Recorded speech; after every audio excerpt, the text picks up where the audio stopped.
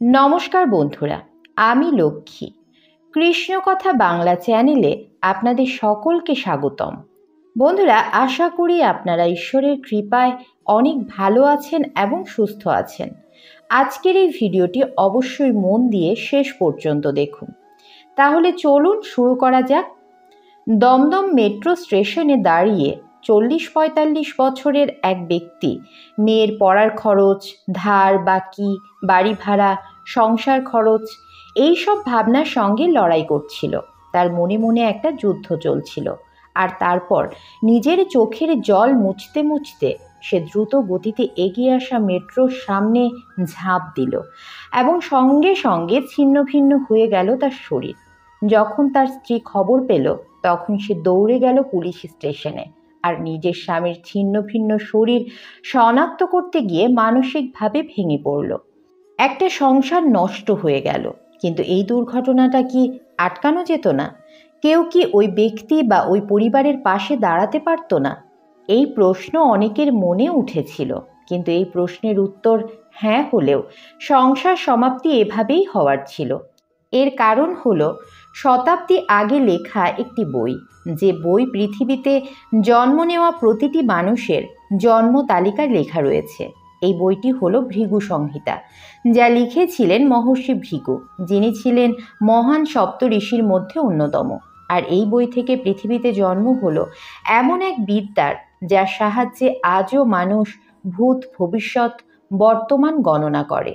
এই বিষয়টি সম্পূর্ণ জানতে আজকের এই ভিডিওটি অবশ্যই মনোযোগ সহকারে শেষ পর্যন্ত দেখুন। ভিডিওটি শুরু করার আগে আপনারা যারা এই চ্যানেলে নতুন, তারা অবশ্যই চ্যানেলটি সাবস্ক্রাইব করুন এবং বেল বাটনে প্রেস করুন এরকম আরও অনেক নতুন নোটিফিকেশন পেতে। অবশ্যই ভিডিওটি ভালো লাগলে লাইক করবেন এবং সবাইকে শেয়ার করবেন, যাতে তারাও এই ভিডিওটি থেকে উপকৃত হয়। এবং কমেন্টে অবশ্যই জয় শ্রীকৃষ্ণ লিখতে ভুলবেন না। এবার আসুন শুরু করা যাক। জ্যোতিষশাস্ত্র, যাকে ইংরেজিতে অ্যাস্ট্রোলজি বলা হয়, একটা বাচ্চা জন্মগ্রহণ করার পর কয়েকদিনের মধ্যে কুষ্টি তৈরি করা হয়। এই কুষ্টিতে ক্যারিয়ার, লাভ লাইফ, ম্যারেজ আর ভবিষ্যৎ নিয়ে প্রেডিকশন করা হয়। আর এই প্রেডিকশনের স্টাডিকে জ্যোতিষশাস্ত্র বলা হয়। 12টি রাশি আর নবগ্রহ, এই 27টি নক্ষত্রের অবস্থান, এই সব কিছু খতিয়ে দেখা হয় ইন্ডিয়ান অ্যাস্ট্রোলজিতে। তবে এই সব কিছুর মধ্যে একটা কমন ফ্যাক্টর রয়েছে, যাকে বলা হয় কর্ম। কর্মণ্যে বাধিকারস্তে মা ফলেষু কদাচনা। ভগবদ্গীতার 2য় অধ্যায় শ্রীকৃষ্ণ অর্জুনকে বলেছেন, তুমি কর্ম করে যাও, ফলের আশা করো না, কারণ ভালো আর খারাপ কর্ম সম্পূর্ণ আপনার হাতে রয়েছে।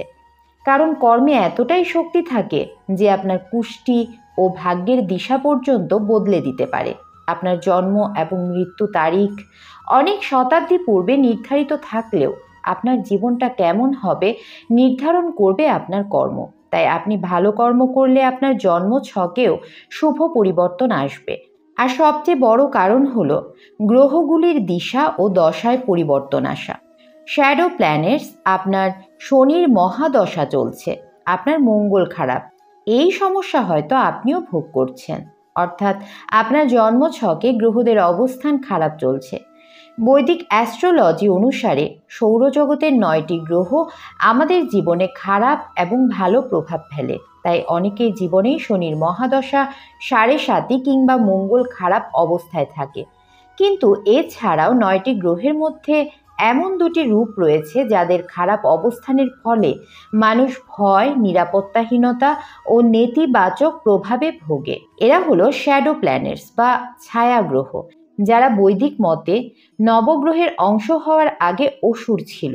স্কন্দপুরাণ অনুসারে রাহু আর কেতুর জন্ম সর্বাণু নামক এক রাক্ষস থেকে হয়েছিল। ক্ষীরসাগর মন্থনের সময় অমৃত উঠে আসে। এই অমৃত পাওয়ার জন্য দেবতা ও অসুরদের মধ্যে যুদ্ধ শুরু হয়। অসুরদের লক্ষ্যভ্রষ্ট করার জন্য শ্রী বিষ্ণু মোহিনী অবতার ধারণ করেন, কিন্তু তখন অসুর সর্বাণু চালাকি করে অমৃত চুরি করে। কিন্তু সেই সময় সর্বাণুকে সূর্যদেব ও চন্দ্রদেব দেখে ফেলে। তারা শ্রী বিষ্ণুকে ঘটনাটি জানায়।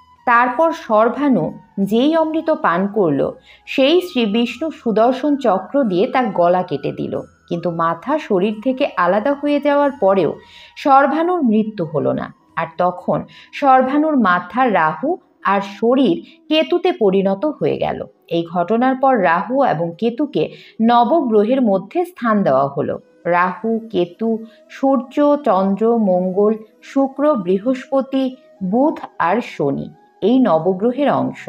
আর এই গ্রহের অবস্থান থেকে মানুষের রাশি, বর্তমান ও ভবিষ্যৎ গণনা করা হয়। এছাড়া তিথি, শুভ অশুভ মুহূর্ত জানার জন্য নবগ্রহের অবস্থান দেখা হয়। মুহূর্ত, বিবাহ হোক কিংবা নামকরণ, পূজা হোক বা গৃহপ্রবেশ, হিন্দু ধর্মে প্রতিটি জিনিস শুভ মুহূর্ত দেখে করা হয়, কারণ মুহূর্ত শুভ হলে এর ফলও শুভ হয়। কিন্তু এর কারণ কি? এর পেছনে রয়েছে একটি কাহিনী। ভগবত পুরাণ অনুসারে দেবী দিতিকে ছাড়া বিশ্বের সকল স্ত্রীর সন্তান ছিল, আর দিতি এই কারণে খুবই দুঃখী ছিলেন। সে মা হওয়ার জন্য ব্যাকুল ছিল। আর এই কারণে একদিন দিতি ঋষি কশ্যপের কাছে গেল। ঋষি কশ্যপ তখন ধ্যানে মগ্ন ছিলেন। দিতি তার কাছে অনুরোধ করে বলল সেই মুহূর্তে গর্ভধারণ করতে চায়। এই কথা শুনে ঋষি কশ্যপ তাকে বলল, এই সময় গর্ভধারণ করার জন্য সঠিক সময় নয়, আমাদের শুভ মুহূর্তের জন্য অপেক্ষা করা উচিত। কিন্তু দিতি স্বামীর কোনো কথাই শুনল না। তাই অবশেষে ঋষি কশ্যপ নিজের স্ত্রীর জেদের কাছে হার মেনে স্ত্রীর জেদ মানতে বাধ্য হলো। দিতি গর্ভবতী হলো, আর কিছু সময় পরে সে যমজ সন্তানের জন্ম দিল। আর তারা কোনো সাধারণ বালক ছিল না, তারা ছিল দৈত্য, হিরণ্যকশিপু আর হিরণাক্ষ। তারা পরবর্তীকালে এমন ভয়ানক রূপ নিল যে ত্রিলোক তছ নছ হয়ে গেল। আর তখন শ্রী বিষ্ণু নরসিংহ অবতার, বরাহ অবতার নিল। আর এইসবের কারণ ছিল দিতির অশুভ মুহূর্তে গর্ভধারণ করা। তাই বলা হয়, যদি কোনো কার্য অশুভ মুহূর্তে করা হয় তার পরিণাম খুব খারাপ হয়। তাই ইন্ডিয়ান অ্যাস্ট্রোলজিতে মুহূর্তকে এতটা গুরুত্ব দেওয়া হয়। বেশিরভাগ সময় দশা দেখে শুভ মুহূর্ত নির্ধারণ করা হয়, কিন্তু কিছু ক্ষেত্রে অ্যাস্ট্রোলজাররা নিউমারোলজি ব্যবহার করে শুভ মুহূর্ত নির্ধারণ করে। বার্থ ডেট, জন্মের সময়, কোন বছর জন্ম, এই বিশেষ দিনগুলোকে নিউমারোলজিতে বিশেষ গুরুত্ব দেওয়া হয়। নিউমারোলজি এমন একটি বিজ্ঞান যেখানে দিন, তিথি আরও বিভিন্ন নামের ভিত্তিতে ভবিষ্যৎ গণনা করা হয়। আর শুভ মুহূর্ত নির্ধারণের জন্য নবগ্রহ আর নিউমারোলজি ছাড়াও একটি বিশেষ উপায় আছে, সেটি হলো নক্ষত্র। বৈদিক অ্যাস্ট্রোলজিতে 27টি নক্ষত্রকে বিশেষ প্রাধান্য দেওয়া হয়। শাস্ত্র অনুযায়ী 27টি নক্ষত্র চন্দ্রদেবের 27 জন স্ত্রীকে রিপ্রেজেন্ট করে। চন্দ্রদেবের বিবাহ প্রজাপতি দক্ষের 27 জন কন্যার সাথে হয়, কিন্তু চন্দ্রদেবের প্রিয় ছিল রোহিণী।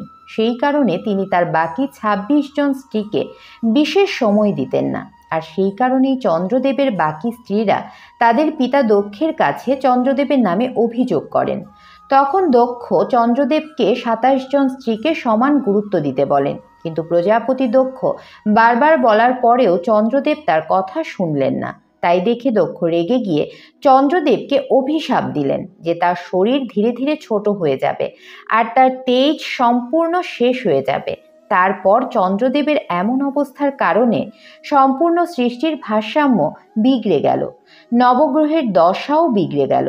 তখন সব দেবতারা চিন্তিত হয়ে গেল, আর তারা প্রজাপতি দক্ষের কাছে প্রার্থনা করে যাতে তিনি তার অভিশাপ ফিরিয়ে নেয়।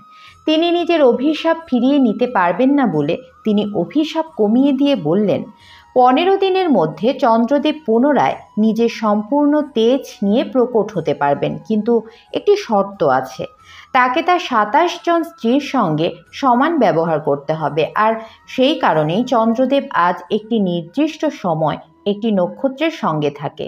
বৈদিক অ্যাস্ট্রোলজি অনুসারে আপনার জন্মের সময় যে নক্ষত্রের ঘরে চন্দ্রদেব থাকে সেই নক্ষত্রটিকে আপনার নক্ষত্র ধরে নেওয়া হয়।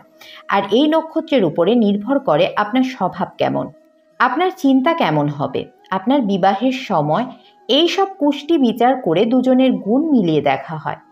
যজুর্বেদ এবং অথর্ববেদে 27টি নক্ষত্রের নাম লেখা রয়েছে, কিন্তু প্রাচীন গ্রন্থে 28 নম্বর নক্ষত্রের কথা বলা হয়েছে, যার নাম অভিজিৎ নক্ষত্র। এই অভিজিৎ নক্ষত্র বাকি নক্ষত্রের থেকে একটু আলাদা। শ্রীমদ্ ভগবদ্ গীতা অনুসারে ভগবান শ্রীকৃষ্ণ অর্জুনকে বলেছিলেন, নক্ষত্রদের মধ্যে আমি অভিজিৎ, আর সেই কারণে অভিজিৎ নক্ষত্রকে সব থেকে শুভ মনে করা হয়।